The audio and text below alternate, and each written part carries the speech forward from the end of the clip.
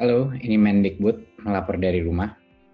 Saya ingin hari ini memberikan beberapa pikiran saya dan juga beberapa tips-tips bagi pengajar, baik guru atau orang tua, dalam menghadapi kondisi situasi krisis ini, di mana banyak sekali murid-murid kita sekarang belajar dari rumah dan banyak sekali guru-guru mengajar dari rumah.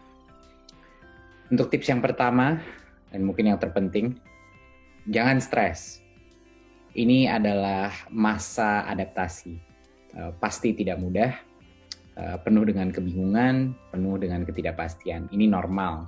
Jadi jangan khawatir, tapi yakini bahwa cara terbaik untuk belajar suatu hal baru adalah untuk keluar dari zona nyaman tersebut.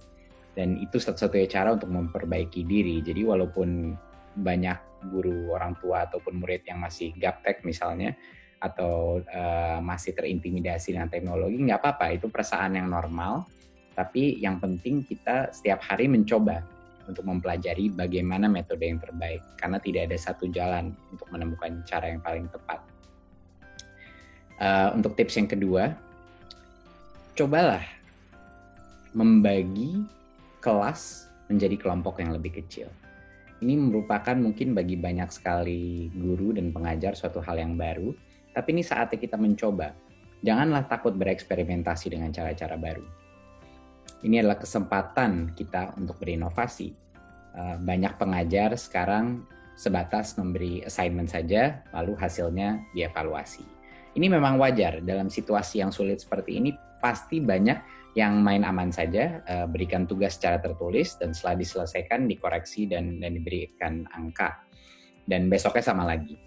Tapi mungkin ada cara lain yang mungkin lebih efektif. Tidak semua murid punya level kompetensi yang sama. Yang unggul di satu bidang belum tentu unggul di bidang yang lain.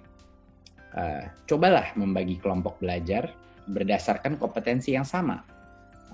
Contoh, kalau satu hari ada 5 jam mengajar, kenapa harus seluruh kelas serentak diajar lewat videocon? Kenapa satu kelas semuanya diberikan tugas yang sama? Sebagai contoh juga, 5 jam mengajar dalam satu hari itu bisa sebenarnya dibagi menjadi 5 kelompok yang lebih kecil, masing-masing 1 jam melalui video conference. Tapi setiap kelompok fokus kepada topik yang mungkin paling menyulitkan untuk mereka atau topik yang paling menarik bagi mereka. Untuk tips ketiga, cobalah project-based learning. Belajar dari rumah bukan berarti harus belajar sendiri. Kalau kelas, seperti yang sebelumnya saya bilang, sudah dibagi menjadi kelompok yang lebih kecil, para pengajar bisa memberikan group project assignment.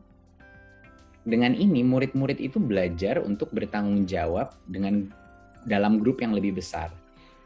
Angka mereka terikat satu sama lain. Dan ini menciptakan suatu tantangan kolaborasi. Mereka terpaksa untuk bekerja sama. Dan ini melatih empati mereka dan juga kemampuan mereka untuk mendorong sesama lain.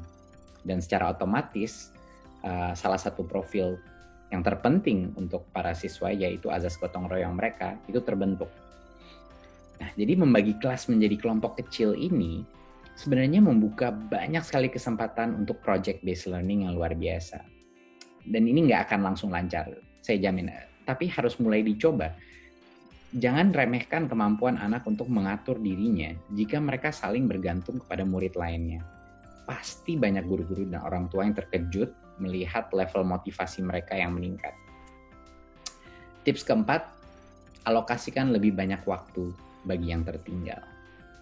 Mungkinkah ini kesempatan untuk memberikan fokus yang lebih banyak kepada murid-murid yang tertinggal di kelas, sehingga mereka bisa lebih percaya diri saat mereka bergabung lagi di kelas saat COVID-19 krisis ini sudah berakhir. Jadi mereka bisa mengejar dalam waktu ini. Mungkinkah ini kesempatan emas untuk melibatkan orang tua untuk memahami dan membantu apa tantangan anak-anak mereka yang mungkin tertinggal di kelas, yang mungkin pembelajarannya terganggu ataupun mereka mungkin lebih lambat di satu topik tertentu. Karena ada beberapa anak-anak yang jelas punya bantuan yang lebih banyak gitu. Ada anak-anak yang butuh bantuan lebih banyak, ada anak-anak yang mungkin lebih independen. Jadinya kenapa semua guru dan pengajar harus membagi waktu secara rata? antara semua anak. Mungkinkah ini kesempatan untuk benar-benar membantu anak-anak yang lebih tertinggal, yang lebih butuh bantuan? Tips kelima adalah fokus kepada yang terpenting. Kalau kita mau mengerjakan semuanya kejar tayang silabus saja, pasti akan suboptimal dan tidak akan efektif. Ini saatnya bereksperimentasi dengan alokasi waktu. Kenapa harus di semua mata pelajaran diberikan waktu yang sama di metode online baru ini? Mungkinkah ini kesempatan untuk mengejar konsep-konsep mendasar yang tadinya tertinggal? Daripada kejar tayang semua topik, mungkin ini kesempatan emas untuk menguatkan konsep-konsep fundamental yang mendasari kemampuan murid-murid untuk bisa sukses di mata pelajaran apapun. Contohnya seperti literasi dan numerasi atau pendidikan karakter. Dan tips keenam, sering nyontek antara guru. Cuman setengah bercanda. Memang nyontek antara murid itu tidak boleh, tidak bisa dilakukan dan itu tidak bisa diterima. Tetapi guru harus sering-sering nyontek sama guru lain. Ada banyak sekali guru-guru berinovasi dengan metode belajar online. Sama seperti murid, ada guru yang lebih cepat, ada guru yang lebih lambat beradaptasi dengan teknologi. Jangan ragu-ragu meminta pertolongan dari guru lain. Jangan ragu-ragu meminta contoh-contoh atau best practice dari guru-guru yang lain. Sekarang dengan video conferencing, mudah sekali untuk nimbrung ke kelas guru yang lain. Minta izin kepada guru tersebut. Boleh nggak saya mengobservasi kelas Anda melalui video conferencing? Apa yang guru itu lakukan? Bagaimana mereka menyampaikan bahan? Bagaimana mereka menggunakan fitur-fitur software itu? Bagi guru-guru yang sudah pede dengan teknologi, ajaklah guru-guru lain masuk ke dalam kelas virtual mereka, agar bisa melihat dan memberikan inspirasi kepada mereka. Ini adalah kesempatan emas untuk para guru-guru nimbrung secara digital di dalam virtual classroom-nya guru-guru yang sudah lebih canggih. Jadi itu yang saya maksud dengan guru harus sering-sering mencontek guru-guru lain yang lebih canggih di bidang teknologi dan yang sudah berinovasi lebih jauh. Dan tentunya ini akan juga meningkatkan semangat para guru karena mereka bisa melihat di dalam suatu virtual classroom apa yang mereka lakukan berbeda dari kelas yang biasa.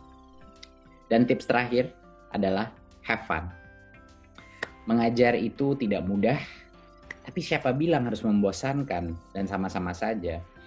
Walaupun kita dalam krisis ini saatnya mencoba hal-hal yang dari dulu mungkin kita masih ragu, tapi di dalam hati kita rasa ini yang terbaik untuk para murid-murid. Inilah saatnya kita mendengarkan insting kita sebagai guru dan orang tua, dan bukan hanya mengikuti proses seadanya.